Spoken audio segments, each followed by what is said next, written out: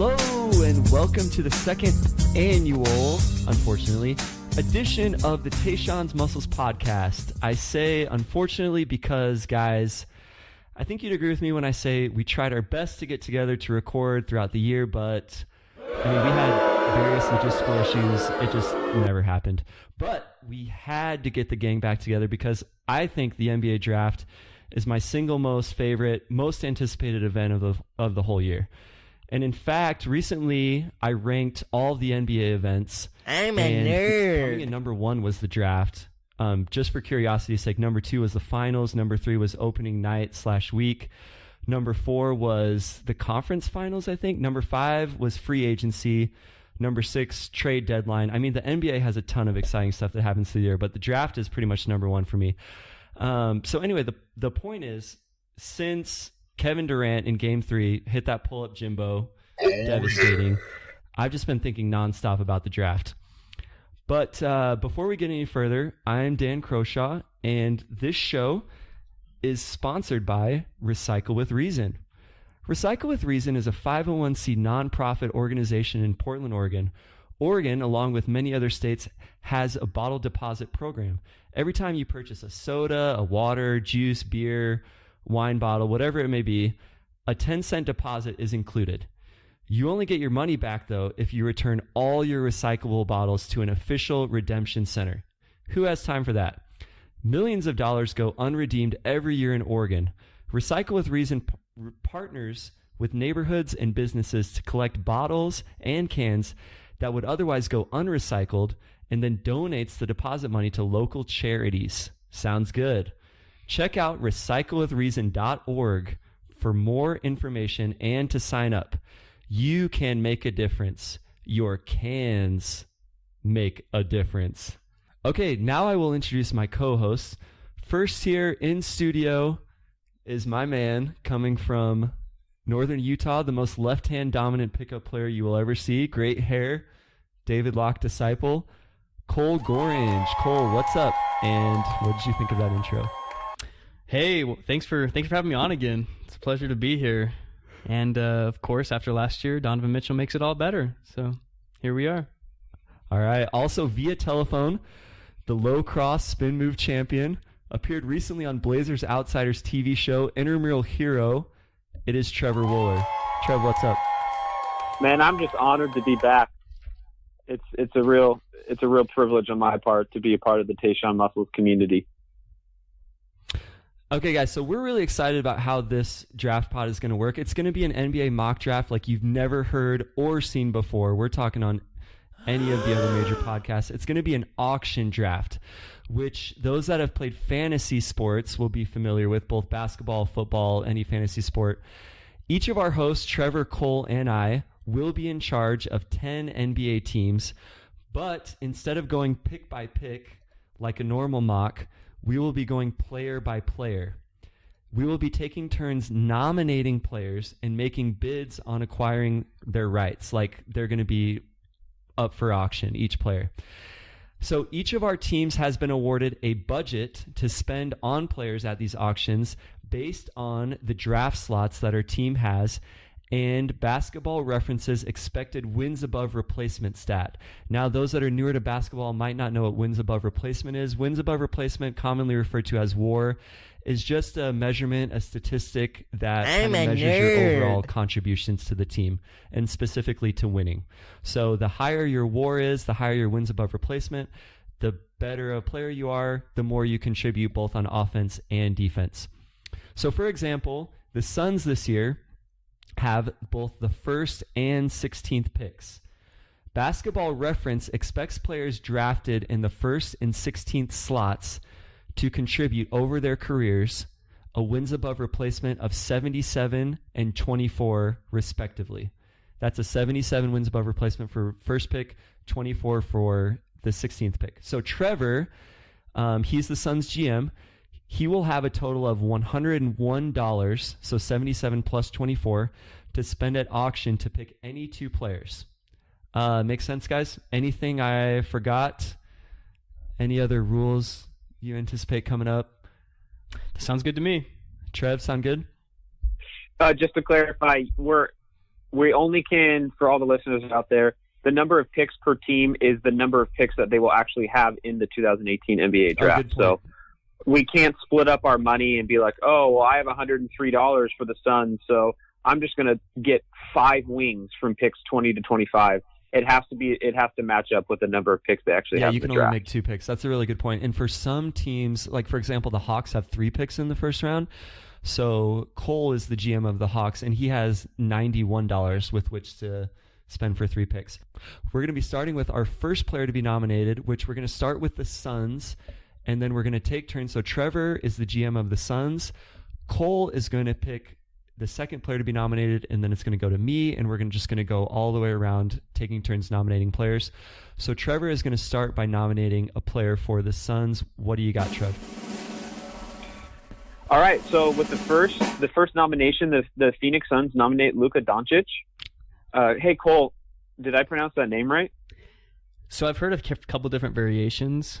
David Locke, who went to Coffee Often with Igor Kokoshkov as the Utah assistant, always pronounces it Doncic. Oh, interesting. Yeah, I've heard it Doncic, Doncic most commonly, but whatever. We know who you're talking about. Go for it. Coffee Talk's is pretty accurate, so we'll go with that. But I'm nominating Luka. The Suns will throw out $40 to start the bidding. All right. I assume that's going to go up. So just a word. We're using The Ringer. Shout out to The Ringer. Love their content. We're using The Ringer's mock draft. Actually, maybe we don't love all of it. Maybe we disagree with some of the picks, but we'll get into that later. But we're using their expected draft slots to give expected dollar amounts for what each of these players should get. So Luka is mocked right now 3rd to the Hawks, and at that slot we would expect $56 to be spent. But with that said, does anybody else have a bid? I have a bid if no one else does. I also have a bid. So I, as the Memphis Grizzlies, want to throw in a bid of $51. 51. I'm going to top. That's all your money. That's all of it. I'm going to top that one. The Chicago Bulls, $58. And as the Bulls GM, I have $59 total to spend. So I'm willing to throw 58 of those $59 at one player and then take whatever's left, whatever flotsam is left for $1. The end. Wow. Okay, so it's at 59. Who wants to go higher? The Suns will go 59. Oh, it's at 58, right? You said 58. Yeah. The Suns will go 59. Yeah, you can go 59, and I can't top that. Cole, you're not going there with the Hawks? I'm not going to go there with the Hawks. Nope. Trevor, you going there with the Kings? So I also have the Kings, but so it makes it a little difficult because I have 2 teams, so I don't necessarily want to bid against my own teams. But in a normal situation, if the Kings really like Luka, they do have the money to bid for him, $64. But in my mind, as the Kings GM, I already have another target, so I'm just going to let the Suns walk away with Luka Doncic for $59 with $3 above expected value. All right, Luka Doncic, the Slovenian superstar, sold for $59 to the Phoenix Suns. And once again, the way that we're running this draft, that doesn't necessarily mean that Luka Doncic was the number 1 pick, because there could conceivably be another player go later for more money. He just happened to be the first player nominated, and $59 is quite the sum. So we're going to have the GM responsible for buying Luka Doncic give an explanation of what he thought was attractive about that player and what he is bringing. Yeah, so Luka, I just feel like I kind of have an opposite, view of when you have a top 3 pick or a lottery pick in the NBA. A lot of people would say, oh, Suns, you have the number 1 pick. You just got to take the risk with Ayton because he kind of has a higher ceiling, but probably a lower floor than Luka. So you just take the risk because that upside's really there and you have the number 1 pick. I'm kind of the opposite. I feel like I would want to take gambles at the lower end of the draft where it's just a lot more hit and miss. But when I have the number 1 pick, I want to leave knowing I have the surest bet in the draft possible. And I guess I'm staking my reputation that I just think Luka is one of the safest picks in this NBA draft. And so that's kind of why I went with him. He played this year in what's widely regarded as the second best league in the world in terms of talent over in Europe. He played for Real Madrid, and he is just killing it in the playoffs right now. He's the most valuable player on the team. And he plays in a style in the league. Thank you. He plays in a style that's really, I think, transitions to the NBA better than college. College doesn't have a lot of pick and roll game. He's been in the pick and roll his entire life over there in Europe, and he is just I mean, I could go on and on. He has the height and the vision to pass out of the pick and roll to make passes, really, that not a lot of players in the NBA can. This is going to sound almost preposterous to the LeBron hive, but in terms of like some of his passing that he makes out of the pick and roll because of his height, he makes some passes that LeBron only can make in the NBA right now. And he already has shown the ability to shoot threes off the dribble. So, I mean, he's not known as a knockdown shooter yet, but just he's 18. And he already has the ability to shoot like step back threes and make it at a decent rate. At 31%. It just goes, yeah, which is fine in my opinion for his difficulty of shot is stage in very his hard. development. It's more about the mechanics anyways. Is incredible. He's going to be fine. Yeah. Okay, so a little bit to unpack there. Can we go back to the LeBron comparison really quick? Maybe we should take steps up to LeBron. Can we compare him to maybe a Ben Simmons first before we jump to the King? Second of all, Ben Simmons can't make some of the passes Luka does out of the pick and roll, I think. Interesting. But, okay. One thing I wanted to add about Luka in terms of because one of his question marks is just his defensive ability and his quickness. Two things to consider. People have looked at his games late in the season this year, and he's kind of struggled more guarding guards out in the perimeter. He's played 90 games this year. People in college play 30 games. So he's already tripling the number of games. He's 18, and he went and he actually improved significantly, like his lateral quickness and athletic ability last offseason and this season. And because he's still a kid developing. So I don't ever think he'll be an elite athlete, but I don't even think we've seen the top athletic performance of Luka. I agree with that. He needs time to rest his body. An interesting thing I like from the CJ McCollum podcast is since his season ended, he talks about how he's just taking a 2-week, 3-week, maybe it's even a month, but he's just totally resting his body. It has that much wear and tear. And granted, CJ McCollum runs more than any player in the NBA, but Luka is putting in miles at such a young age, and he hasn't had an off season to really work on his explosion athleticism. So that's a good point. And one more positive that I just want to throw out there for Luka, especially in the modern NBA, the ability for a big wing, a playmaking wing like that, to be able to grab the rebound and go and put pressure on defense in transition. And I think and that's something he loves doing. Exactly. And specifically to be able to hit that three in transition, to be able to have that and the passing ability, I think just makes it just takes him to another level in the sense of just the floor.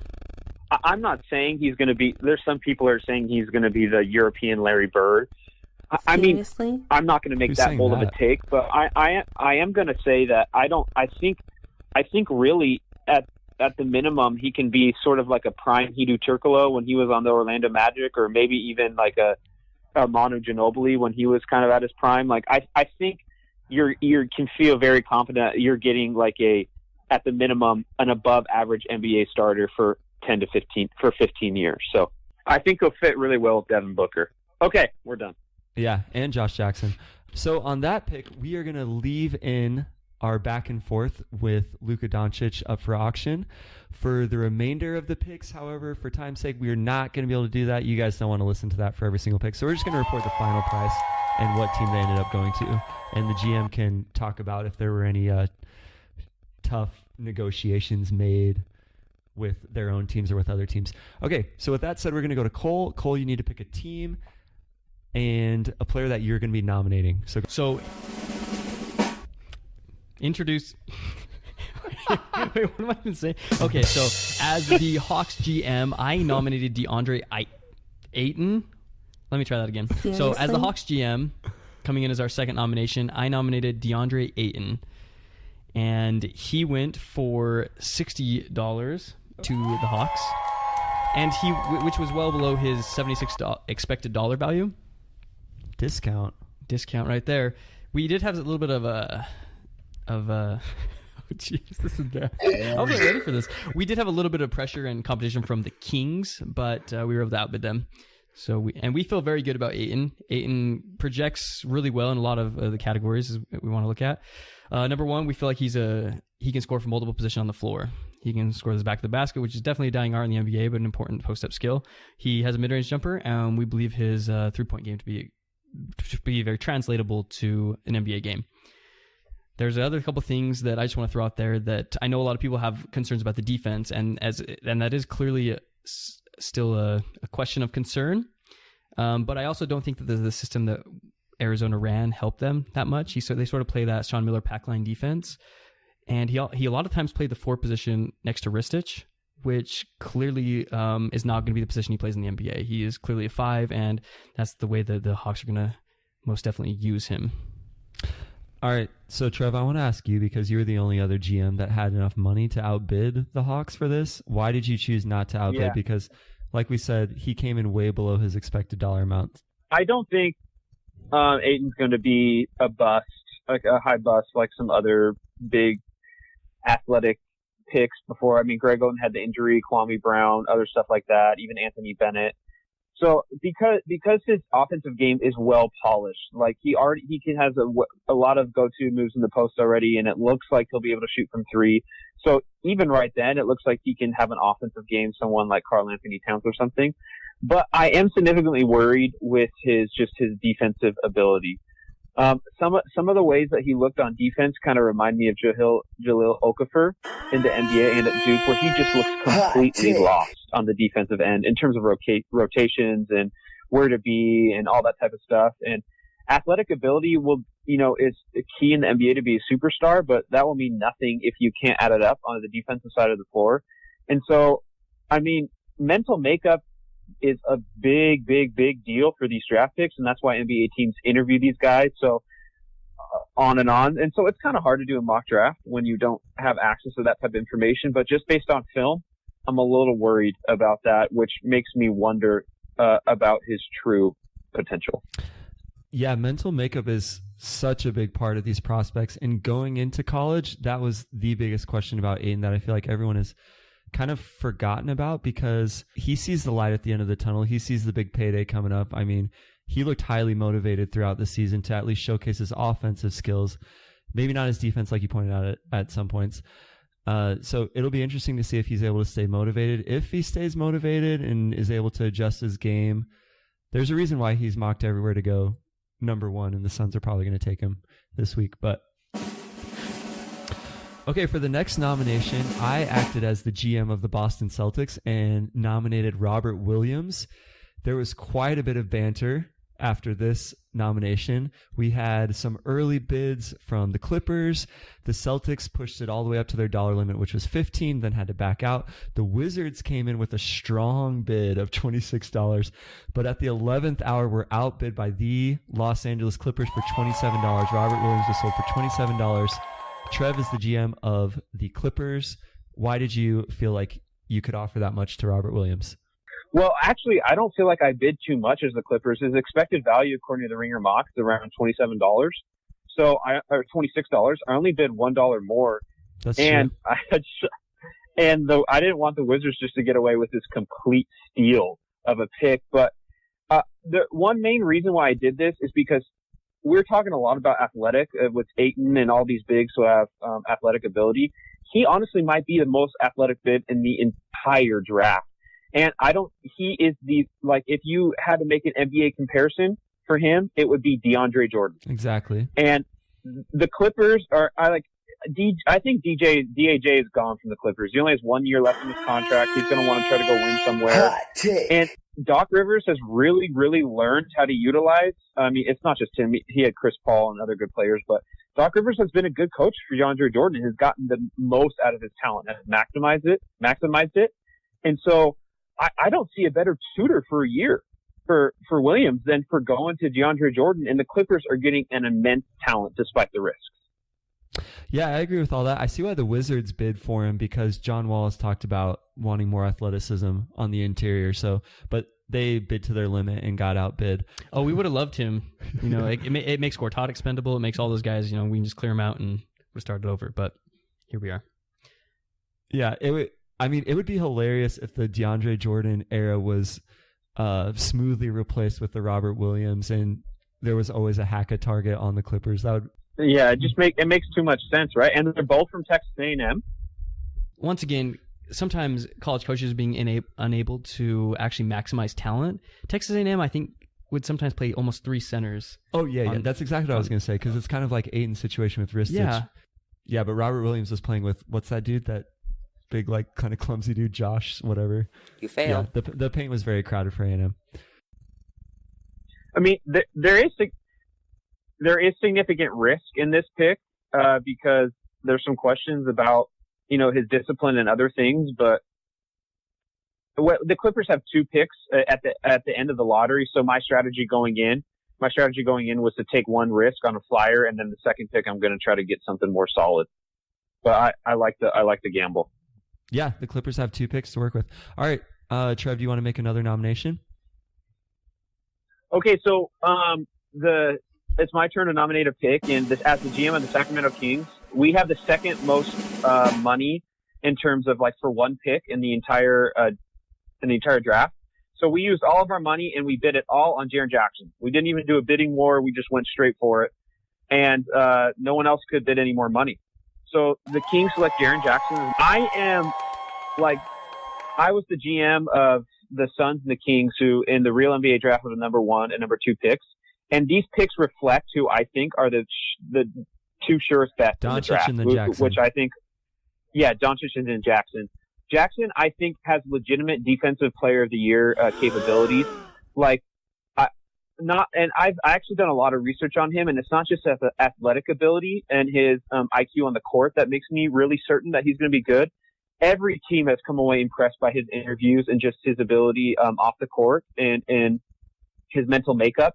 And so I really imagine him as kind of like a Draymond Green on a defensive end for the Kings. And the Kings just need someone solid on the defensive end of the floor. They keep flaming out with a lot of these picks. I feel like he's the safest bet in the draft behind Doncic. And for once, I wanted the Kings to leave the draft feeling good, that not like worried or on shaky ground. And he has the ability to switch 1 through 5 in the NBA.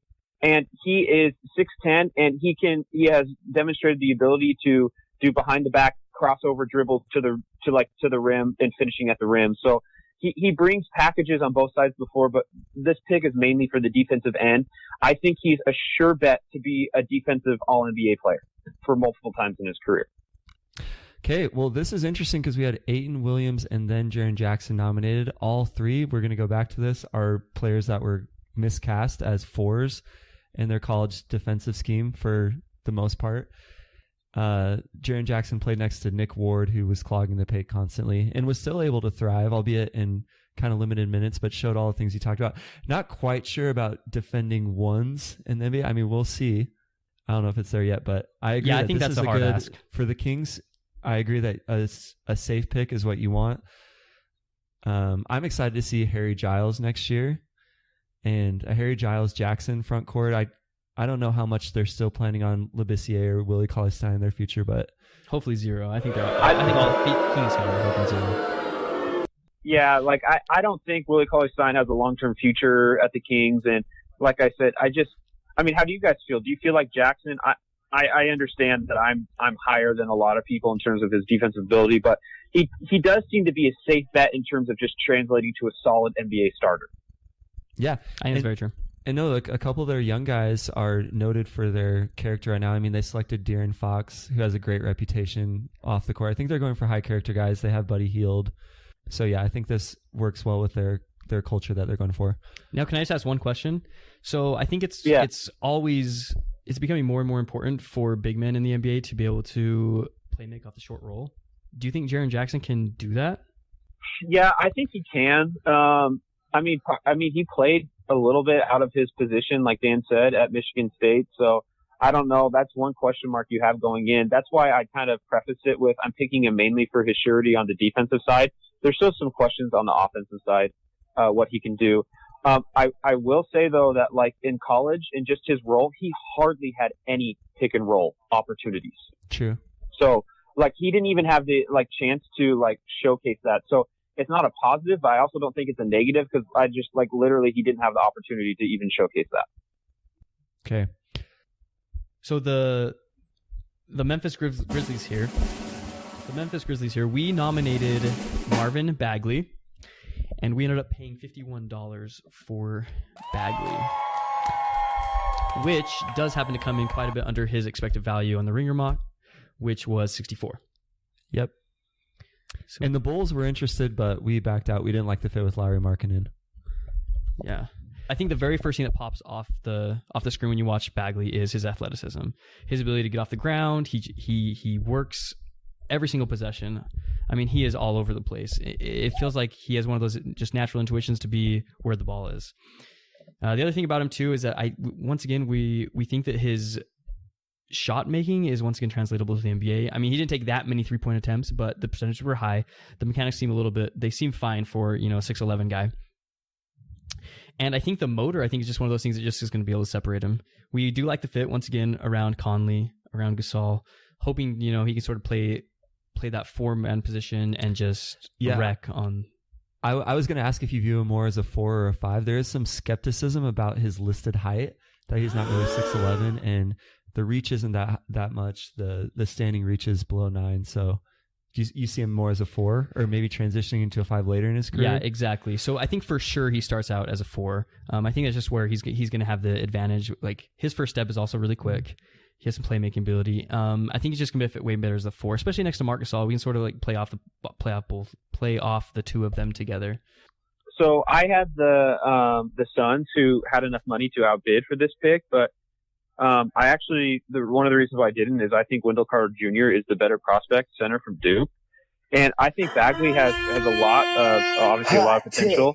And I think he projects as a 4 on defense, but I don't know if he can play 4 on offense. Like, I'm not sold that he's going to really be able to translate his shot to pick and pop in the NBA 3-point range. And he hasn't really made me confident that he can really dribble that well and attack closeouts. And just the one thing though that bring up about Bagley, just as kind of the other side, is that his role as a team defender as an off-ball and help defender has been atrocious at Duke. So that's the one thing that you have to be considered about. That being said, I think Marc Gasol is a great player to go and help him learn that, because that's one of Marc Gasol's main positives. Yep. Okay, so the next player nomination is going to be made by me as the GM, and I'm representing the Charlotte Hornets, and I am nominating Shai Gilgeous-Alexander. And there wasn't a lot of competition for Shai Gilgeous-Alexander because I just plopped $32 on the table right from the start, because this is the player that I want. Although on the Ringer mock draft, he is slated to only have $25. I went $7 over, because I honestly think the Ringer mock draft has him way underrated. Shai Gilgeous-Alexander, this is just my guy. Like, Kentucky, they started the season really inconsistent.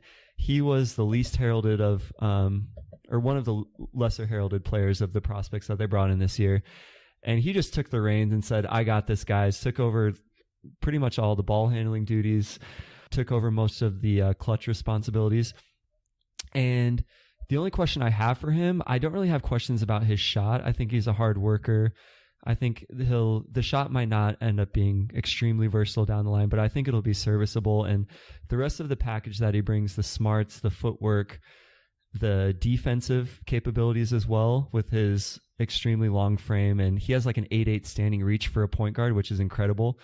I also think that Charlotte needs to begin their contingency plan for when Kemba Walker either declines rapidly or when he leaves, maybe next offseason or maybe this offseason in a trade. So I think Shai is, he'll be a great leader for the Hornets, and excited to spend $32 on him. He's one of the guys in the draft too that I think a lot of people are too low on. All I'm going to say is the way he manipulates the pick and roll and just kind of the way his movements are, he honestly reminds me a lot of CJ McCollum in terms of how he can dribble and things like that. I don't know if he's going to be as an elite of a shooter as CJ McCollum, but like both him and CJ just have this unique ability to slither through these pick and rolls with these like huge amount of dribble like moves that he has in his arsenal, and I love watching him play. Yeah, he's a guy that I just trust. He just gets it done. And also, I forgot the Kentucky connection. I haven't forgotten about Malik Monk, even after a disappointing rookie season, and I think Shai is a perfect backcourt mate for Malik Monk as well. They complement each other really well, so I'd be excited about that for the future. Yeah, me too. So he does come in at 20 years old already after just one season, his freshman season. And I'm not really sure if he does anything that great. Wow. I'm not really sure. I'm not really sold on him, I guess, is what I'm going for. I'm not really sure that he really does anything that great. I mean, it's interesting that it has Michael Carter Williams there as a comp because some flashes, I feel like, I mean, obviously, I think the defense is something that sticks. When you have a wingspan, standing reach, those are definitely things that can stick. Other than that, though, Cole, I'd say 18 feet and in, you're not going to find a player in this year's draft class that has more tricks in his bag. Finishing both hands off both feet, quick finishes, high floaters over shot blockers, and he's kind of a late bloomer. So Cole, to challenge that as well. I think one thing he does really well is his ability to have creative finishes at the rim. I all from the video I saw and the games I watched, his ability to shoot floaters and have creative finishes. Like, I think he's one of the best in the draft at that. So, love the pick, Dan. All right, hey, you're up, Trev. Yeah, so as the GM of the Suns, I have $43 left, and I threw it all at Wendell Carter, and I got him. And I couldn't be more stoked as the Suns to leave the draft with Luka Doncic and Wendell Carter, who I think is just one of the best all-around big guys. He's not going to be as good defensively as Jaren Jackson, but offensively, he's super solid. He's a good screener. I'm so looking forward to pick and rolls with Luka Doncic and Wendell Carter because I already think he can pick and pop.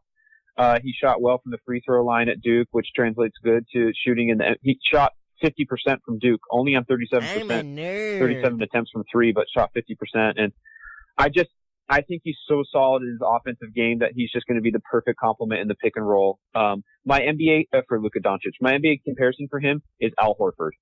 Yeah, that's been the common comparison. I don't think he's going to be able to slide his feet as well as Al Horford on the perimeter. I do want to say, I think it's crazy that you got both Doncic and Carter, though. These guys are like surefire top 10 picks, and that's obviously not going to happen in the real draft because the Suns have number 1 and 16. But in the Tayshaun's Muscles auction mock draft, we make dreams come possible. Seriously? So Phoenix Suns, your future's looking bright. They have, if this comes to fruition, they have a nice nucleus, nice starting five. I guess they're just kind of missing a point guard, but yeah, Carter's a solid pick. Oh, did you guys forget about Alfred Payton? No, Cole, we didn't forget Alfred Payton. How much money do you think Alfred Payton's going to make on this contract? 2, 3? What? That's downright disrespectful. About Wendell Carter too, defensively, I think he's actually going to be able to slide just as well as Al Horford in the NBA. I think a lot of it just has to do with technique, but he has shown flashes and the ability to cover players similar to Al Horford in college, so I think he can do it. I'm pumped to see his new stature. Like, he reportedly packed on some muscle since Duke season ended, so I'm excited to see his body transformation. I think the best thing about Wendell Carter is his work ethic. I think he's one of those guys that he is going to put his head down and he will work hard. Yeah, he sprints from one side of the court to the other too. And he's just going to put in the work in the offseason. He's going to put the work in when he's not on the floor to make sure he sticks. Mm-hmm. Now, I have a lot of other questions about other things, but hey. My favorite Wendell Carter story is that when his team won the high school championship game and they took the bus ride home, instead of getting off the bus when they got to the high school to celebrate, he stayed on the bus to clean up all the mess that his teammates left. And it's kind of a weird thing, but I read that story, and that's been a big part about his interview. So to go along with Cole's point, he is one of the hardest workers in the draft, and I just think also it's a good culture for the Suns who just have so many young guys. You need someone like that who, can set the work ethic. Well, do you want a solid basketball player or do you want a Boy Scout? Like, what is this? This is the NBA draft. I'm just kidding. That's a nice story. Both would be ideal. All right, Cole, you got the next nomination. So I am nominating Colin Sexton, and this is the Milwaukee Bucks. Oh. We were looking for a little bit of point guard depth and hopefully a little bit of a scorer off the bench there. But what happened is the Hawks actually came in and swooped in and actually outbid the Bucks for $25. They got Colin Sexton. And they already got Ayton earlier. So the Ayton and Sexton. Nice. Yep. So the thought behind that is that... You failed. I haven't thought this one through. This is hard. So I really like Sexton, though. I know a lot of other people are lower on him. And there are some question marks, but Colin Sexton had a pretty heavy load on that Alabama team. But I would argue that his Alabama team was not that bad. They returned pretty much all their players from the previous season and didn't make the improvements that they expected to. There's a reason they started off as a top 25 team. And Colin Sexton's the only reason, though. He carried most of that load, though. I think you could argue that if his usage was redistributed to other players, that they might have been able to carry the same load. You don't think at times there's just the Colin Sexton show? I don't know. You're forgetting about the 3-on-5 I game. admire... yeah, no, I'm never going to take that. I admire his fire, and the biggest feather in Colin Sexton's cap for me is his end-of-season performance after his high school year in the Jordan Camps McDonald's All-America, where he was kind of a class above the rest, especially the other point guards. Like, he outperformed Trae Young and some of those other guys. I'm a skeptic of his athleticism. I don't think he's that elite of an athlete. I think he's kind of average NBA athleticism, but he could put it together. For $25, that's a nice value. It comes in way under his projected. I think it's good value for the pick, but I just see him. I don't ever see him being an efficient player. Some of the choices he made and the shots he took just were so bad. So maybe he can learn because he's still young, but I see him as a shorter version of Monta Ellis. He didn't have a lot of help around him. He took a lot of bad shots, being the one that was forced into those situations at the end of shot clocks. Man, John Petty's good though. But he wasn't actually. He took a lot of stupid shots with 22 seconds left in the shot clock. Okay, Cleveland Cavaliers here. We are going to nominate Trae Young, and we put all of our money on the table. We put all $38. Unfortunately, we got outbid by the Orlando Magic. Had a little bit more higher budget than we did. Cole is the GM of the Magic. Why did you steal Trae Young from me? So Trae Young is our one chance at getting a superstar in this draft for sure. Obviously, we don't have Peyton anymore. We don't really have anyone at the point guard spot unless you count DJ Augustin. But let's cancel that one out. But we believe very strongly in Trae Young. Just the ability to bend defenses. He is an exceptional passer. We believe very strongly in Trae Young, though, in his ability to finish almost at all three levels. The one question that might be a little bit finishing at the rim, I think that's clearly going to be one of his undersized guard. But I have a thought about that. So my big Trae Young take right now is everyone is comparing him to Steph solely because of the range and the bombing potential. I see his comparison more as Kemba Walker because what really sets Steph apart is he is one of the most elite point guard finishers around the rim that we've ever seen. Trae Young is really going to struggle to finish through contact, and he's not quite as crafty as Steph around there. I see him more as a Kemba Walker, another small guard, very, very shifty, that struggles sometimes when trapped and making that pass over the defense and struggles to finish around the rim. But other than that, is such a dynamic playmaker and scorer. I see kind of Trae Young more in the mold of Kemba or Steph. Yeah, I think that's totally fair too. And just the juxtaposition that is happening in the NBA between, big men and just smaller guards that can shoot is just pretty interesting to me. And Trae Young really fits that mold.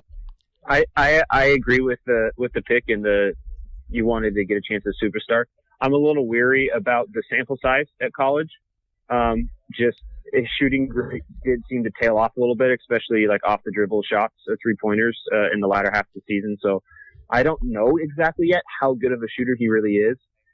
Defensively, he's going to be a mess his entire career. And so in my mind, I think he's one of the highest ceilings and lowest floor, one of the biggest risks in the draft because of that. So my next pick, I nominated Kevin Huerter of the Maryland Terps. The Portland Trailblazers nominated him. He was like the one target I really wanted the Blazers to get in the draft. They need wing shooting so badly. I didn't know if I should wait until later in the draft when more money was gone or just go for it, but I bid all my money. But the Utah Jazz outbid me. So Cole, why'd you break my heart? Yeah, so we ended up putting him in there for $20, which is a little bit above his expected value. Or was it right that's at? right on. Oh, that's right that's at right his expected value. So the reason the Jazz loved Kevin Huerter is, number one, we are currently sitting in a situation where we realized that playing smaller is better. Playing 4 out around Gobert, I guess technically is what we're trying to say. And Kevin Huerter gives us another exceptional shooter that, I mean, he took so many shots just from, NBA range at Maryland. Just pull up in transition, coming off pin downs. Like he definitely has the shooting skill set for the NBA. He's a little bit short as in the sense of wingspan. So there's definitely going to be defensive limitations, but watching film, he still moves his feet really well. There were a lot of times getting switched out onto smaller guards, and Herder was able to just stay with him. Yeah, he's more athletic than he looks. I don't buy the Klay Thompson comparisons. He doesn't have the girth that Klay does to be able to compete with like threes maybe. But I love how decisive he is on offense. Like he comes off the curl, he knows exactly what he's doing. And also along with that, I mean, he is an exceptional passer also. Yeah, I mean, I don't have anything else to say. I wanted him so bad for the Blazers. I think he's one of the most underrated prospects of the draft. I don't know if he'll be Klay Thompson, but he can shoot, and it's not just he can catch and shoot. He can shoot within like a motion moving offense, which is just so big in the NBA. And defensively, he's actually one of the quickest guys laterally there. So, I mean, I think he's a solid bet for a 3-and-D prospect in the NBA as you can get. Yeah, and the Jazz just love adding a little bit more depth to that wing position. Dang it, Cole, if I would have bid on like Okogie, would you go for that instead? Probably. No, I mean Kevin Herter was number one on my list. What's up, Trev? So Dallas Mavericks here, we nominated Mo Bamba, and there's a lot of back and forth between the Mavericks and the Bulls, but the Bulls ended up outbidding us actually. So go ahead, GM. Yeah, Bulls here. We're really excited to pick up Mo Bamba. I think the reason that he hasn't been mocked here lately is honestly because most people have had him going top 6. But if he were to slide here, I think the Bulls would scoop him up pretty fast. He's theoretically a nice fit next to Lauri Markkanen. I mean, the only other player we have to worry about fit-wise is who fits with Lauri. We have some extra money to spend because we do have 2 first-round picks. So you're going to be playing 2 7-footers. 2 7-footers in your... Yeah, well, I just don't think that Lauri's a 7-footer, but I don't think you can get away with him for long stretches at the 5, so he's going to have to play at the 4, and you need a 5 that can cover up some of his defensive deficiencies. So I think Bamba's as good a candidate as any. We thought about getting Wendell Carter earlier, but we were hoping that Bamba would be available. So we held out and we were rewarded. Yeah, I mean, obviously Bamba, just in terms of his length and athletic ability, people are saying he could be the next Rudy Gobert with his defensive ability, which maybe is possible. The reason I'm just a little lower on him is I don't think he can ever be a DeAndre Jordan type of rim runner or anything like that. He's pretty weak. He gets like pushed around a lot. He's actually not like the best leaper in the world in terms of blocking shots or getting rebounds. He mainly relies on his length, which isn't bad at all, but he's just not the elite of elite athletes.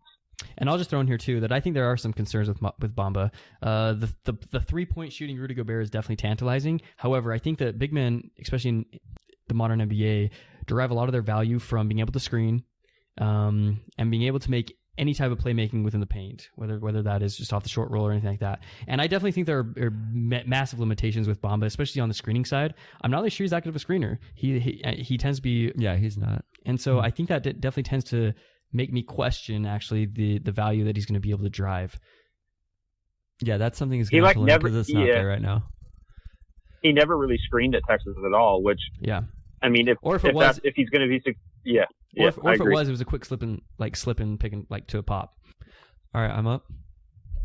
Okay, Cavs GM here. We took a shot at a potential start earlier with Trae Young, got outbid. We're trying again with Michael Porter Jr. We're pretty much resigned to the possibility, maybe even fact, that LeBron's leaving. But we got outbid again by the Dallas Mavericks. We're not even sure if the Mavericks want Michael Porter Jr., but they just have a lot of money left to spend. So no, we definitely want him. All right, let's hear it, Cole.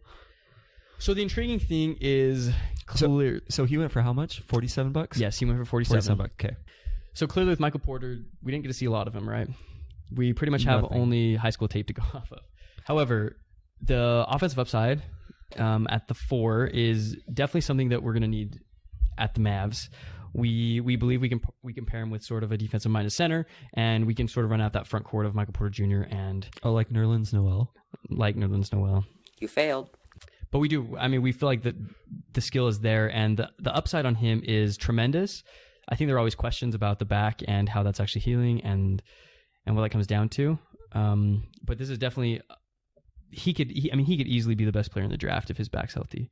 I really don't have that much of an opinion on Michael Porter Jr. because there's like hardly any tape of him. Yeah, same. And so I don't really. I was obsessed with watching his high school games, and yeah, but I don't really take much. I mean, high school.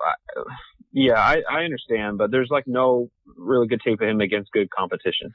Yeah, at all. He never had to get into a defensive stance at all or really try that much. And you just have to throw out everything that you saw in college. Did you know? I think he had a 40% usage when he was on the floor. It was the highest of any college. Games, yeah, it was ridiculous. It's ridiculous. I mean, what are you doing? He did turn into a chucker in those, but for the most part, I mean, we throw that all out. Next. All right, Trevor, you're up. All right. So the Portland Trailblazers. As a Portland Trailblazers fan, I realistically have no hope in getting a good wing, which we need in the draft. So I'm trying to make my dreams come true in this mock draft by just betting all of my money in all these wings I want. So I bet $17 on Kevin Knox, and I knew there was a 0% chance I'd get him, but I said, what the heck? And the Cavs outbid me. They almost doubled my bid and got him for $38. So Dan. Yeah, once again, Cavs here. We pretty much feel like LeBron's leaving, so we want to take our biggest swing for a star as possible. I will go on the record, and you guys can confirm. Back about a month ago when Kevin Knox was being slammed from every angle and was sliding like almost into the 20s in mocks, I stood firmly behind him. I believed in his upside. I'm not a big fan of John Calipari, and I mean, you look at Kentucky guys that have been held back in their roles, and I think Kevin Knox kind of fits into that. I think he has more off the dribble game than what we've seen. I think he can score at all three levels, and he has size, and I think the willingness to compete on defense and potentially become a plus defensive player. I think he's the kind of versatile, bigger wing that you're looking for in the NBA. He might not be above a 22 points per game score. I think that's kind of above his ceiling, but I think he can contribute in a lot of different ways. He's most often compared to Harrison Barnes and Tobias Harris, and that's not the sexiest thing we're looking for the Cavs, but it's a good start to get the fans excited, I guess. I like the pick. I think he's the highest player with the highest ceiling left in the draft, and I think when he actually gets a chance to really show his skills, not in the Kentucky system, he could really flourish. He has the ability to show more than he's shown. So I'm here with the San Antonio Spurs, and we nominated Mikal Bridges. And, sorry, I forgot to add the rest of it. Yeah, so we're here with the San Antonio Spurs, and I nominated Mikal Bridges, and we started the bidding at $23, and we're swiftly outbid by the 76ers. With, Trev, who did you vote for you again? Yeah, so the Denver Nuggets tried to get him, and we had a bidding war with the 76ers, but they had more money, and so he's Dan's guy. Yeah, the Nuggets drove up the price a little bit. The Sixers, I think, are the best destination for Bridges out of all 30 NBA teams, honestly. They crave exactly what his skill set is. I feel like I can get my crystal ball out and see exactly what Bridges is going to be in 4 to 5 years, and that's the 4th to 5th best starter on a team. I mean, we're not aiming really high. He's not going to be able to do anything off the dribble. We're hoping and praying that the shooting translates because the Sixers need shooting more than anything. And we'll see how much we can get JJ Redick for in the offseason. But we're happy to welcome in Bridges because we have some money to spend, and he was one of the top picks available on the board. I think it's a really good pick, too. I think Bridges translates pretty well as just a two-way guy. He should be able to shoot. He should be able to defend. I'm not really sure exactly how elite he is going to be either of those, but I think they're both skill sets that he has in his arsenal. We're just hoping he doesn't turn into Wes Johnson. Yeah, what's up, Trev? Yeah, one thing to note is kind of he's older. He's one of the older players in the draft, which doesn't necessarily have to be a bad thing, but you wonder how much higher his ceiling can go. But that being said, if he can just do what he did at Villanova somewhat at the 76ers and be a 3-and-D guy, he'll be a great pick. Okay, I'm now speaking for the New York Knicks as their GM. And we nominated Miles Bridges, and we're able to outbid everyone else because everyone else spent their money too quickly. So we're able to devote all 36 of our dollars to Miles Bridges, and we like this fit because we were hoping to get a bit more of a playmaker, and Bridges is a bit limited off the dribble, but we like his all-around game, his fit next to Porzingis, and Ntilikina as well. We trust in his shooting. He shot exceptionally well from the foul line this past year, and Michigan State's system, I don't feel like was able to highlight his abilities that much. The paint was clogged pretty consistently. I think he could even play up with his toughness, and honestly, he's just an ox. He's really strong. Oh, yeah.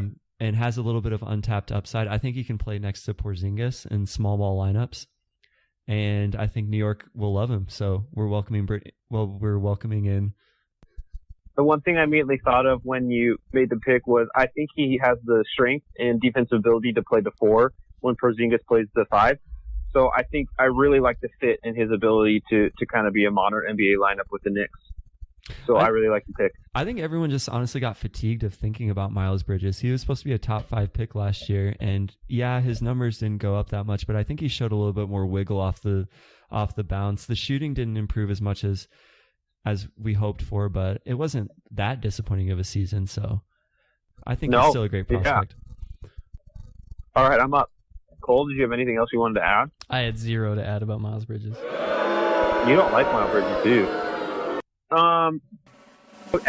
Game of the Timberwolves, I nominated Elie Okobo for $17, and the Bucks they bid me back and forth for a bit, but I capped out at 21 and I got him. I'm for the T-Wolves, so there's been some rumblings that Karl Anthony Towns doesn't want to stay there long term, and I am pretty low on Jeff Teague as like an efficient, good NBA point guard. And so, I just don't see him being there long term for the Karl Anthony Towns reign. And Okobo, legitimately could be the best point guard in this draft. He's an impressive shooter off the dribble. He his step back and pull ups and some of his other stuff is really reminiscent to kind of like a James Harden type of shooter. And he still has a lot to learn. But in terms of upside, I think there's there's a chance he could be a really good player. And as the Timberwolves, I'm trying to take some reaches here to make sure I get the most elite talent around Karl Anthony Towns to make sure he wants to stay. Yeah, this is a guy I didn't know anything about until 3 weeks ago. And then I just drowned myself in video. And he reminds me a lot of D'Angelo Russell, except for a couple inches shorter. He doesn't have elite athleticism, but he has that lefty craft to his game. And yeah, he's a really good shooter, really projectable shot. I mean, ceiling-wise, he could be D'Angelo Russell with better work ethic, better defense, better motor. Yeah, I also like the pick. I'm not sure he's going to translate super well as a point guard, but I actually was going with the expectations going in, watching video. I actually liked what his playmaking ability was. And that came in, so you spent $21. Yeah, I'm out. T-Wolves are out. Man, I'm freaking killing this draft. I'm making you all look like... Oh, yeah. So you spent $21. So it was expected $22. So yeah, good value. Now I am GMing for the San Antonio Spurs, and we nominated Lonnie Walker, and we were able to actually come out on top of that bid for $23. We're very happy with the Lonnie Walker. A lot of it is definitely based on the potential upside of Lonnie Walker. We feel like the shot mechanics are there. He didn't shoot particularly well, maybe actually horrible at Miami, but we actually feel that that's partially due to the spacing on the team, some of those shoot first point guards that they did have, and we actually feel like the mechanics are there. He'll be a fine shooter, and we feel like he's super athletic, super long, and he's going to be able to slot right in, maybe take a little bit of that pressure off of some of the scoring that we have at the 2 currently in Patty Mills. Are you going to make him cut his hair? No way. I mean, Lonnie Walker is somebody that in years past I would have said, oh yeah, throw him in the Spurs system. They'll groom him. They'll get the best out of him better than any other franchise. I don't know how much longer, with the Kawhi situation, Popovich is getting old. How much is the vaunted Spurs culture going to last before they revert into an average, normal NBA franchise where you can't just take chances on whoever and they all boom? So yeah, no, definitely. I do feel like the bust potential on Lonnie is actually relatively low, though. I'm not sure the upside is as high as everyone else thinks, but I feel like he just projects as a pretty decent, 4 or 5 guy on your roster. Yeah, I mean, I don't know if I love him as a pick to some NBA organizations, but with the Spurs, Well, who knows anymore after the Kawhi drama? But just kidding. I think he's one of those type of players the Spurs will really just get the most out of his potential. So I really like the pick. Okay, GM of the Chicago Bulls here. We had $11 left, and I went with Troy Brown because we have a hole we have a need for playmaking on the wing and size on defense on the wing. We didn't really expect to be able to win Troy Brown with only $11. The Warriors came in and bid on him. The Lakers came in and bid $16. The Indiana Pacers, who have $18 in their budget, were so torn. But like another player better, we might get to that later. So they're holding on to their money. So Troy Brown to the Lakers for $16 to GM Trev.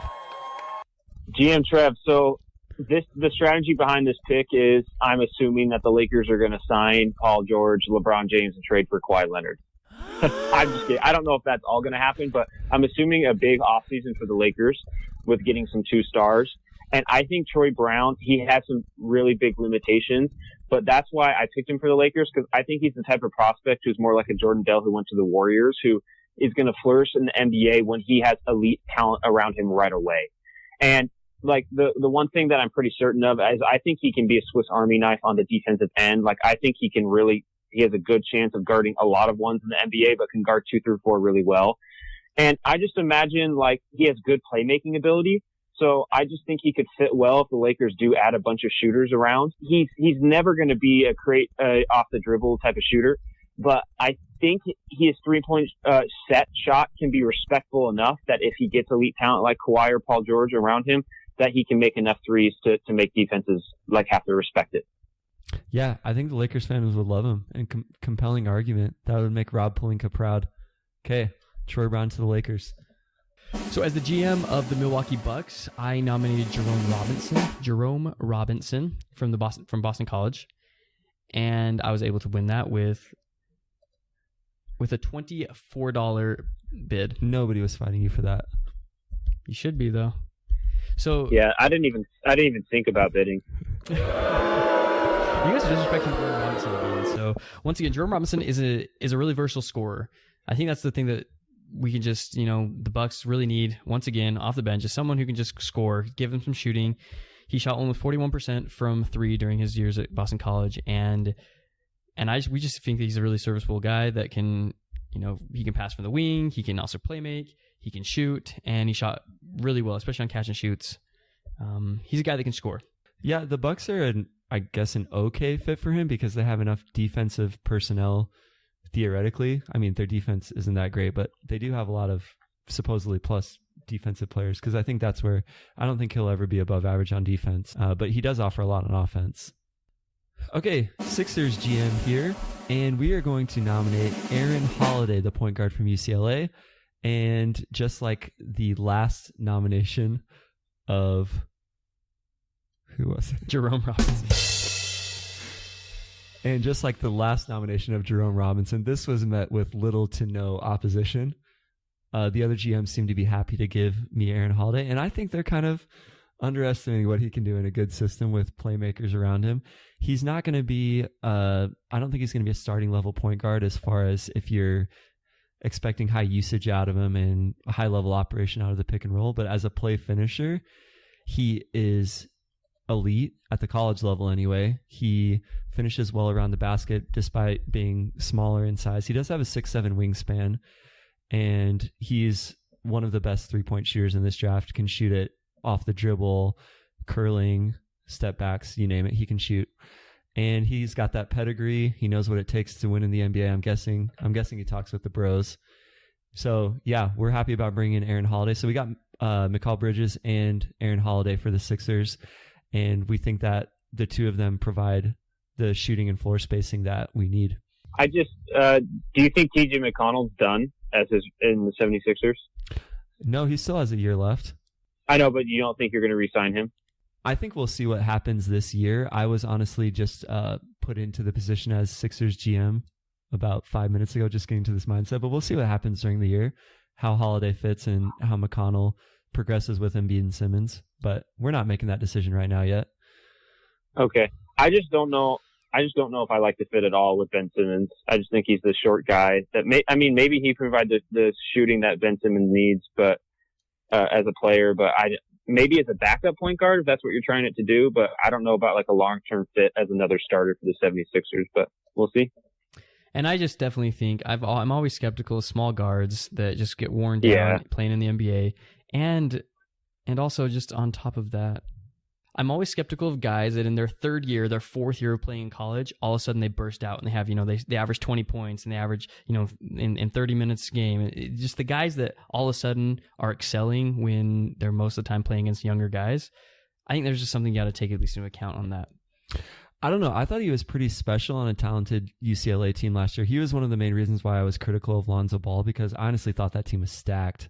And Aaron Holiday was a big reason. I thought in a more featured role last year he could have blown up, but it kind of got pushed down the line a year. But that's just how I saw that UCLA team. All right. Trev, you're up. So I'm GMing the Los Angeles Clippers now. We're using our second pick, and I nominated Zaire Smith. And I used his expected value is $27, so I just bid that, and no one else had enough money, so he's mine. GM of the Pacers, Celtics, Nets here, and I'm just fuming that we didn't suck more during the regular season. So I get Zaire Smith because I love that dude. Yeah, so I'm honestly really surprised that I got him. I was expecting to have to go on a bidding war with Dan and some of his teams, but I mean, this is a pick that could go really bad, or it could go really good. And he's so athletic. It's crazy. The way he jumps and in transition, it's insane. And so initially I wanted to have a safe pick after I took Robert Williams for the Clippers earlier, but I'm just imagining those two in transition and just the ability of them to be explosive and have these lobs and other things at the rim. And I don't know, like Zaire Smith, I don't think he'll ever really be that good of a shooter. I don't know how much he'll figure it out, but if he can tighten the handles a little bit, I don't even know how much like more moves he'll need. Because I think he can be like a mini Russell Westbrook and just be a bullet train to the rim. Yeah, I see a lot of Russell Westbrook at UCLA when I see him. And you talk about tightening the handle, like there is no handle to speak of right now. There's no handle to tighten. So he's got to get a handle first. I think the jumper will develop. Obviously, he shot 45% from three this past year, but that was on a small sample size, kind of fluky. But that's just a guy I trust to figure things out. If you look at his improvement over the past year, he came onto the scene like out of nowhere, honestly. His on-off stuff and advanced analytics he's like leading the freshman class and a bunch of advanced stats. So he made a huge impact on the court. So I think there's a lot of problems with Zaire Smith, to be honest with you. I think number one is the 45%. If you look at that shot, it's not going to translate to the NBA. There's almost zero chance he's going to be able to be a good shooter, shooting the way he did at Texas Tech. The other thing is, too, is that he's essentially a 6'4" that plays the 4. And I have no idea how you're going to make that work. Yeah, I just trust the motor, and he played mostly around the basket in college, and he'll have to shift more to the perimeter. It might take a year, but I just think down the line he'll figure it out and be able to contribute. Yeah, this is not a pick for this year with the Clippers. As you can tell, I'm just really retooling, but I think he has the potential to play a 2 in the NBA, and I think my main thing is what Dan said. The way he's improved so fast just makes me think he can improve even more in the NBA. We also haven't talked about the defensive side of the ball, which I think he can be a bully on the defensive side, and he posted really good steal and block rates at Texas Tech. So I think he can be. We're not even talking about that, which he has a lot of potential. I mean, at worst, he's a shorter Tony Allen who's just a menace on the defensive end who can just be a menace in transition, which is not the worst thing a team could have. And I do have to say, though, watching some of the video, he had some blocks that were crazy. Not necessarily like crazy in the sense of like he got up and just like smacked people. It was just, I don't know how he blocked them. Like, I just don't know. All of a sudden, it was like this guy's going up and like it doesn't look like he even jumped that high. But it's just, anyways, I was just impressed by the defensive end of the steals. Okay, anyways. Wow, we could have used that in your analysis. Nah, Forgot that. I tore him down. I had to. Everyone was too positive on him. Seriously? So, I respect that. We need that. We need that. Wizards. Can I one more time? Give me 30 seconds. No, not even 30 seconds.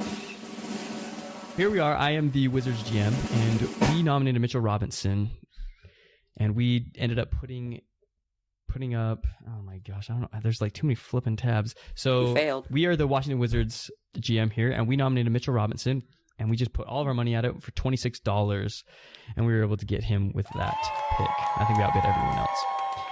So the thing about Mitchell Robinson is the Wizards are in dire need of an upgrade at the center position. Anyone that can actually give us some athleticism, be a rim runner, and we believe that by far he's the best prospect left in the draft at this point.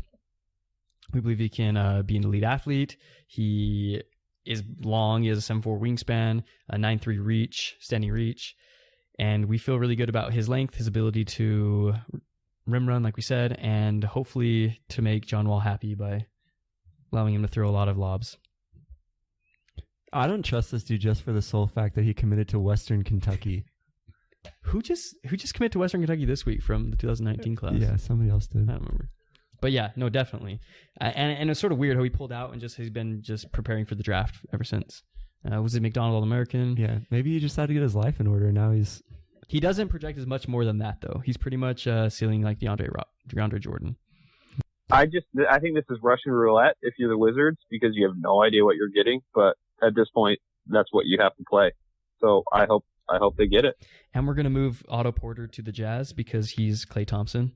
They can finish at the rim. So Hot take. he's better at every single shooting. He's better in every single shooting split than Klay, except for 17 to 22 feet or whatever. I'm a nerd. But who cares? No one wants that. Oh yeah, no, I think he's way underrated. We texted about this one time. Okay, Chicago Bulls GM here, and our player nomination is going to be Melvin Frazier from Tulane, upperclassman, long, rangy, wing defensive prospect. We only have $11 to put on the table, but this guy's being mocked pretty late, and we were hoping we could snag him, and we did. Nobody else was willing to outbid us. Well, we got Mo Bamba earlier, so we're really going with the raw offense, defensive potential type players. And I think that's good because we have players at the skill positions that aren't known for their defense. I guess we have Denzel Valentine. I don't know if you consider him part of our future, and Lauri Markkanen, and guys like Justin Holiday. We have a few capable shooters, Bobby Portis, but we need some guys to set the tone defensively. We don't know if we're going to be able to retain David Nwaba. And Melvin Frazier, he's a late bloomer, played for a small school, but all the athletic tools are there. So we're going to trust we can bring him in and make him into a defensive force. Yeah, and I really like this pick. Melvin Frazier is one of those sleepers that I think is going to be towards the end of the first round, maybe beginning of the second, who has all the tools. He's long. He's an amazing defender, especially on ball. I watched a few of those tapes against SMU, where he was up against Milton, and he just enveloped him on a few plays. It was pretty impressive. I mean, no one could even get any airspace on that. Yeah, he showed out at the combine too. He played in the 5-on-5, and I respect a guy that's willing to play in the 5-on-5 in the combine. I guess his stock wasn't high enough to really pull out, but it's a good sample against other elite college players. And I don't think what we've seen so far is his ceiling either. I think he showed a little bit of even just dives to the basket and the ability to get to the rim. I think there's a lot of underutilized potential here in Melvin Frazier. Yeah, so as a GM of the Portland Trailblazers, I almost bid, and honestly, I'm kind of regretting that I didn't get him. So I'm having some remorse right now. I like the pick. We're kind of in the point of the draft, and with some of these players, that some of them are going to figure him out and some of them won't. It's just kind of a crapshoot right now. And if he has the tools and has a good coach, he could easily become a rotational player in the NBA.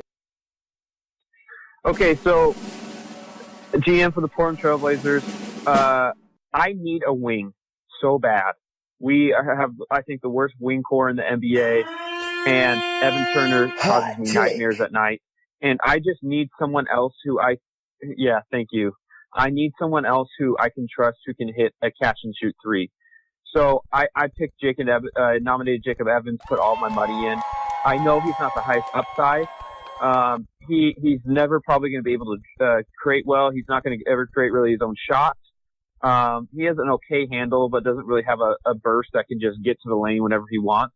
But what he is he is strong, and he's good length, good height. He's 6'6". He's a good frame, and he's shown the ability to really switch, and I think he'll be able to defend in the NBA pretty well, switching 2 through 4. And so the Blazers need that, but most of all is I'm just confident that he can be a catch and shoot shooter in the NBA, which is what the Blazers need. They don't need a creator right now with Damon CJ. They have too much. They're going to create every single possession, one of those two. So they just need someone who can shoot the three but also play defense. So yeah, and I think he's really going to hang his hat on the defensive part. That you're really going to have to depend on. He's really going to have to depend on that to really stay on the floor, I think. Yeah, I think he can hang his hat on that, but I really think that he's going to translate to be a fine NBA 3-point shooter. So as long as he can nail down those open threes, that Evan Turner was about 20 feet. The closest defender was 20 feet away from him in the playoffs. So I would just rather have Jacob Evans taking those. Man, I'm making Jacob Evans seem like he's this great 3-point shooter, which he's not like amazing. But I mean, he shot 42% from 3 last year. So I think he can do it. Yeah, he's a gamer. I could see him in a playoff game next year. That's not out of the question. You definitely did hit on the head that he is really tough, and I do like that side of his game. I think the offensive side is something really to be questioned still, but yeah, we're good. So our last pick here at the Atlanta Hawks GM, we nominated Grayson Allen for the last $6 that we had, and unfortunately for other teams, no one bid. So we were able to grab Grayson Allen, and we feel great about this. I think there's a lot of negative pressure that has come down on Grayson Allen. I think it's definitely he's underrated, definitely at 27, which is what he's going at in the Ringer mock. Is this 2016? No, this is not 2016. But bring that into the analysis. I think that's actually really important that as in his sophomore year that he was exceptional in every way. I mean, that was his breakout year, and I think that's important to note that even as a younger player, that he was able to bring that kind of intensity and that kind of scoring and playmaking and shooting to the floor. Now, I do think there are some issues with his shooting overall. I think he's not the most elite shooter, and that's fine. I'm fine with that because I think he makes up for it with the other aspects of his game. Sorry, not floor, of other aspects of his game. I think there's a lot of hate for Grayson, but I think when you watch him, I think you'd be hard pressed to not say that he's an NBA athlete. He's an NBA player, and he'll find his way onto the roster, and we're fine with that at the end of the first round for $6. Well, the Hawks had quite the haul. You guys snagged Ayton, Colin Sexton, and Grayson Allen. Wow. Okay. I think Grayson Allen's going to ruin the Atlanta Hawks locker room. So I just think you threw away your pick of DeAndre Ayton. Wow. Locker room cancer. I'm just by tripping everybody, Trevor. What does he do? I'm being facetious, but man, I will never let go how his crying and whining scenario and tripping at the end of the bench. Like, I refuse I morally am opposed to drafting Grayson Allen. So go for it. Trev, he's gonna dunk on the Trailblazers this year. Oh yeah. Well, I mean, no, I doubt it. But can I throw one thing out there though? What? One other thing is that I do feel like I heard from Locke, once again being the Locke student that I am, he sometimes, especially at the end of the first round and stuff like that, the one way that he analyzes picks or potential picks is who would he not want to see in a Warriors uniform. And he made a point of saying that Grayson Allen, being a spot-up shooter, having that role on the Warriors, is one person that he would not want to see. You can take that for what it's worth, but yeah, I don't know if I'm taking that for much. I'm not that scared. I don't take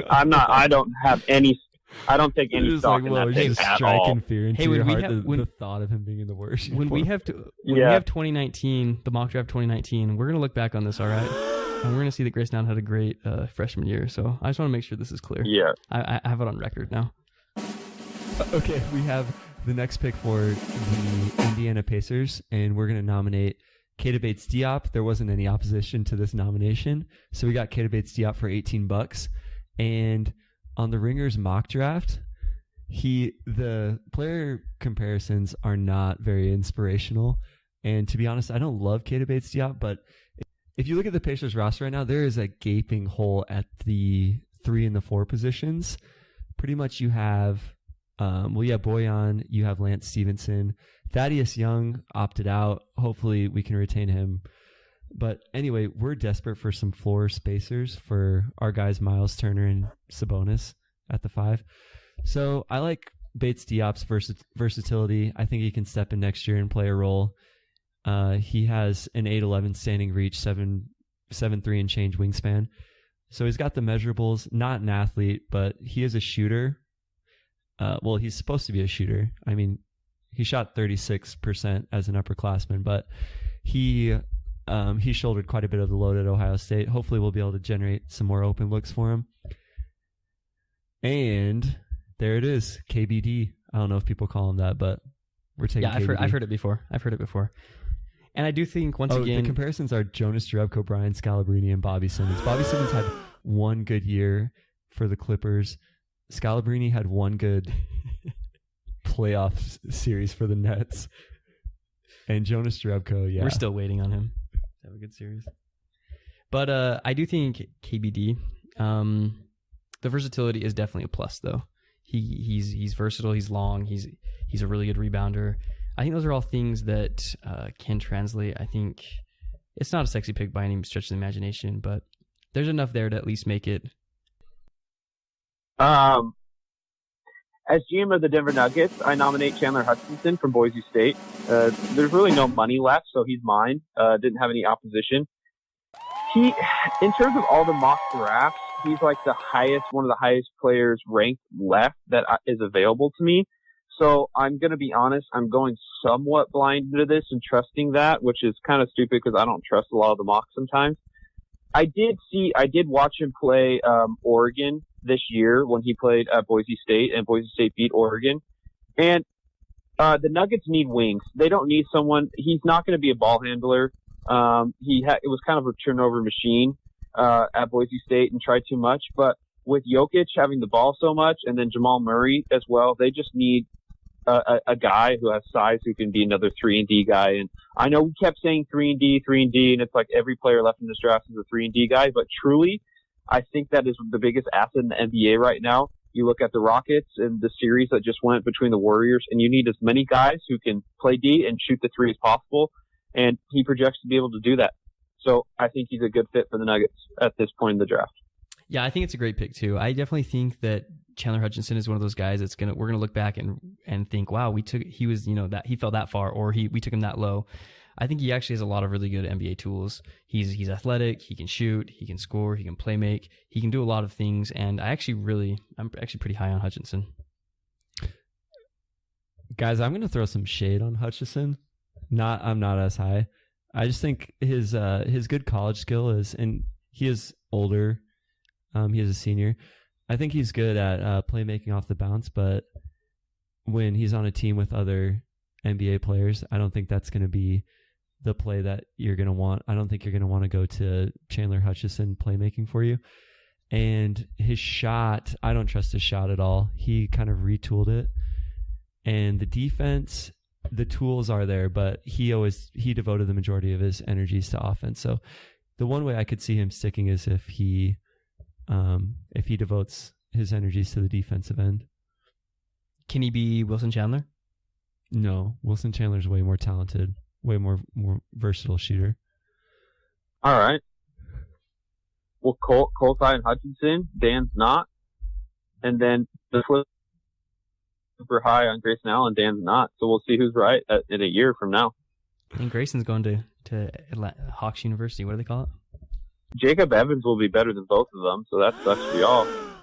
Well, Hawks University doesn't exist anymore because Budenholzer's gone. Because Bud's gone. Yeah, Bud's gone.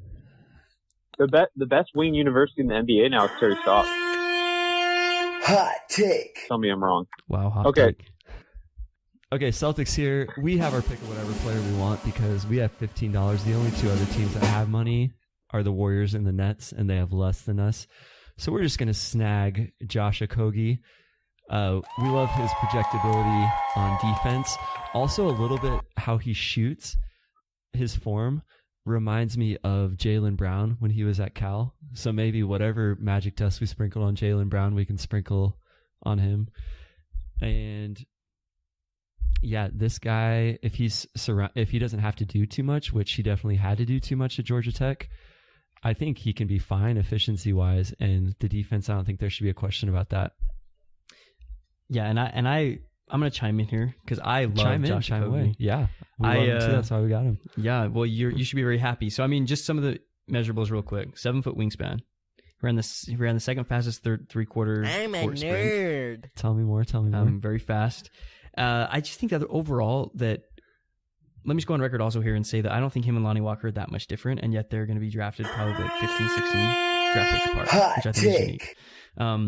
But Okogie, I mean, the thing is, I don't think he's really elite at any one thing, but he's going to be good at everything. He can dribble the ball. I've seen him play make a little bit from Georgia Tech. He had a big load there. I love that he's still only 19, and he's played 2 years at Georgia Tech. He's going to turn 19 in I think it's September. He's going to turn 20, in September. Some of his highlight blocks, he can play defense. His shooting is a little bit slow. I think the release needs to be sped up a little bit, and a little bit maybe a low release point. But other than that, I mean, he has a potential, I think, here to really be elite and good. Nice. All good in Beantown. Who are the Warriors taking? So as the GM of the Warriors, I nominate Dante DiVincenzo, and he's mine because there's no real competition yet. And if you look at the Warriors roster construction, it's actually kind of interesting. They waived a wing at the end of the season, Caspi, and they had a glut of centers who had a hard time playing between Jordan Bell, David West, JaVale McGee, Kevon Looney, and Zaza Pachulia. And in an NBA where you need wing depth, they kind of struggled against it in the Rockets for a bit. They were Quinn Cook had to play closing minutes in the fourth game. So I'm not saying DiVincenzo will do that, but the Warriors need another wing to add because they're actually kind of don't have much depth there if they do have a couple injuries. So the guy can shoot. He had a crazy March Madness tournament. I mean, he's the type of guy, I don't even think he needs to play for a couple of years, but if he learns around Klay Thompson, I think he has the tools to be able to become a really good shooter. So who knows? I think he kind of took us for a ride with his shooting display in the national championship game. I don't know what kind of high he was on, but I mean, he was splashing from everywhere, but you look at the numbers and that's not necessarily what happened during the entire season. But props to him for riding this wave into the, I mean, I don't doubt his heart, and he's not scared of the bright lights. No, he's not. He's from Delaware. I think that's a good pick, though. Oh.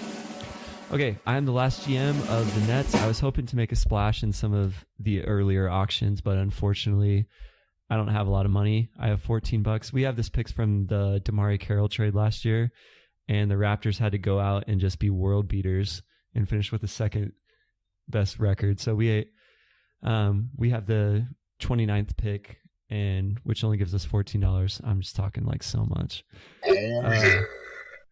So we at the Nets are all about upside. It came down to Kyrie Thomas and Zana Musa for us, and we're actually going to take Zana Musa. Did you say upside? Yeah. Yeah. And Zana Musa, he's got herky-jerky dribble game to the rim. He's kind of goofy looking. We don't know much about him. He hasn't played against high competition. I hate his jumper, actually. Like, his jumper is really ugly. Like, he kicks his right leg way out, and his release is inconsistent. But, like I said, we're all about upside. He doesn't really have upside on defense, now that I'm talking about it. But, I mean, we're at the back half of the draft. We got $14 to work with, and Kyrie Thomas doesn't have any upside either. So, Zana Musa at least could be a dynamic offensive player. He shows chops for getting to the basket, and that's premium skill. The Ringer says he could be a jumbo Jordan Crawford. Oh my gosh, I love Jordan Crawford. Or a Mondo Marco Bellinelli. So, what is the Ringer on comparing him to Marco Bellinelli? What the? Get your crap together, Ringer. Yeah. I don't know much about him, to be honest, but I love anyone from Bosnia, so I'm rooting for him. Rodney Hood? What the? Is that another one? Maybe that's because his wingspan is like less than his height. All right. Yeah, so I'll do a quick review of my picks. If I'm the Suns and I actually leave with Luka Doncic and Wendell Carter Jr., I feel really good about that duo leading me into the future. So I feel like I just crushed that. But in reality, that's probably not going to happen. Wendell Carter will be off the board. Let's see. The other pick that I really like is Okobo for the Timberwolves. I really think they need a playmaking point guard with Karl Anthony Towns around, which they don't have another playmaker. So that's honestly probably my second favorite pick in terms of value that I got. Besides Jaren Jackson for the Kings, I'm gonna end by saying once again I had the first two picks in the draft, like the Suns and the Kings are the first two picks, and I reflected that by choosing who I think the two safest picks are in this draft, which are Luka Doncic and Jaren Jackson. And I feel really good about my pick. Okay, and your other picks, you had the Clippers, the two Clippers picks. You got Robert Williams and Zaire Smith. For the Nuggets, you got Chandler Hutchison. For the Blazers, you got Jacob Evans. For the Lakers, Troy Brown. And the Warriors, Dante DiVincenzo. Okay. Cole here, and I began with the Atlanta Hawks. We chose DeAndre Ayton. For the Grizzlies, we took Bagley. For the Mavericks, we had Michael Porter Jr. The Magic, we had Trae Young. Wizards, we took Mitchell Robinson. Milwaukee Bucks, we took Jerome Robinson. San Antonio Spurs, Lonnie Walker. The Hawks, we took Sexton. The Jazz, we took Kevin Huerter. And the Hawks, we finished with Grayson Allen. So the big haul there would I feel are the Hawks coming away with DeAndre Ayton, Colin Sexton, and Grayson Allen. Okay, and Dan here, I had the Bulls. We had two picks. We got Mo Bamba and Melvin Frazier. The Cavs came away with Kevin Knox. The Knicks came away with Miles Bridges. The Sixers came away with Aaron Holiday and Mikal Bridges. Hornets got Shai Gilgeous-Alexander, which was my target for them. The Pacers got Keita Bates-Diop. The Celtics had Josh Okogie, and the Nets, Zano Musa. All right, so now we're going to look at the Ringer mock and what the expected dollar values bids at the outset of this auction mock were, and what the players actually ended up being sold for, and talk about who had the biggest difference in both the positive and the negative direction. So as far as players that were severely underbid from what was expected, DeAndre Ayton came in at $17 under, but granted, his expected dollar amount was $13 higher than any other because he was projected to be the number one pick. So there's a $13 difference between number one and number two. So just a slight discount. Yeah, he still went for pretty high. He went for $60. So, but it was 17 under what was expected. Marvin Bagley was $13 under expected because according to the Ringer mock, he's slated to go in second to the Kings. But according to our bids that were placed and accepted, he went way lower than that. Other standouts that were underbid, Michael Porter went $4 less than expected. Mikal Bridges went $6 less than expected. Colin Sexton went $7 less than expected. Anybody else standing out on this? Troy Brown went $7 less than expected. Other than that, we were in the ballpark. As far as players that were overbid on, and once again, these are players that Cole, Trev, and I probably thought higher of than what the Ringer mock thought. So Luka Doncic, we spent $3 more than expected. Jaren Jackson, we spent $17 more than expected. Trev was really high on him for the Kings and snagged him for $17 more than expected. Trae Young went for $7 more. Miles Bridges, $6 more than expected. Shai Gilgeous-Alexander, $7 more. Oh, this is making me feel like I overbid a lot. Chandler Hutchison, $8 more. And everyone else was in the ballpark. Okay, so before we go, we do want to review some of our second round sleepers. That's always a fun draft topic. Trev had to leave really quick, so Cole and I will give you our thoughts on who didn't get picked that could have an NBA career. And it's funny, like looking back at these drafts, a lot of times you'll find the same amount of players in the second round as in the latter half of the first round that actually stick in the NBA. So these are good and legitimate predictions to make, but I think one for me that just sticks out is just Anthony Simons. Anthony Simons is another one of those guys that's just interesting. Skipped, obviously, he went to a year at the IMG Academy instead of doing college. Super athletic, I mean, he's just one of those really raw talents that I think is definitely going to be worth a draft pick in the second round. Yeah, I am really intrigued by DeAnthony Melton, the point guard from USC, who sat out a year, and because he was wrapped up in that scandal. He had an underwhelming freshman season offensively, but showed the defensive chops, and he showed out really well at the 5-on-5 combine. Also looking down this, Kenrich Williams from TCU, very versatile defender, shot the ball well from three, but not well from free throw. Hard to know how that translates, but he's got a good all-around game that could fit into any team. Who else you got, Cole? Another one that I have is Landry Shamet. He's more towards the end of the second round, but I think that's once again just going to be a steal. I mean, that guy's a baller, and he knows how to play. Yeah. Oh, and next to him in this mock that I'm looking at, my guy Kevin Hervey from UT Arlington, lanky dude, but gets buckets. He kind of reminds me of Chris Middleton. He kind of likes to operate in the same areas. Put the ball on the ground a lot in college. Probably wouldn't be asked to do that in the NBA, but does have shooting touch and like a 7'3" wingspan.